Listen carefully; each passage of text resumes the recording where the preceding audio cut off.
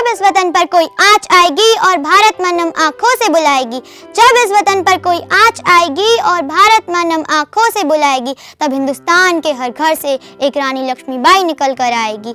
मैं भी सरहद पर जाऊंगी, सीने पर गोली खाऊंगी, और लड़कियां कमजोर नहीं होती ये दुनिया वालों को बतलाऊंगी, और हिंदुस्तान की बेटी हूँ मैं, दुश्मन की छाती पर तिरंगा लहराऊंगी।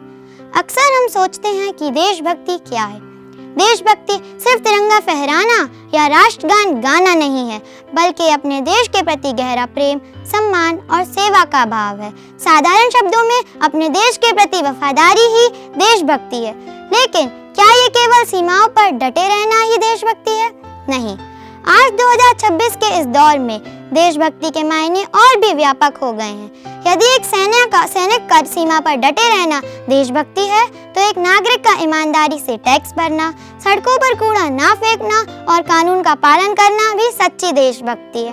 जब हम एक पेड़ लगाते हैं, किसी गरीब की मदद करते हैं या बिजली बचाते हैं, तो हम अनजाने में ही अपनी देश की ही सेवा कर रहे होते हैं।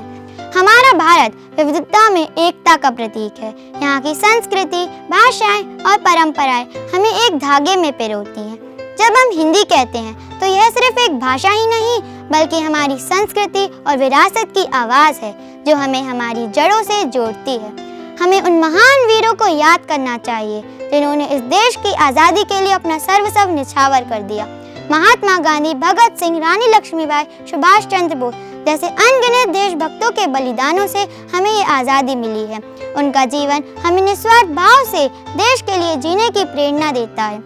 अंत में कुछ पंक्तियों के साथ विराम देना चाहूंगी। कुछ नशा तिरंगे की आन का है, कुछ नशा मातृभूमि की शान का है। हम लहराएंगे हर जगह ये तिरंगा, नशा ये हिंदुस्तान की शान का है। धन्यवाद। जय हिंद, जय भारत।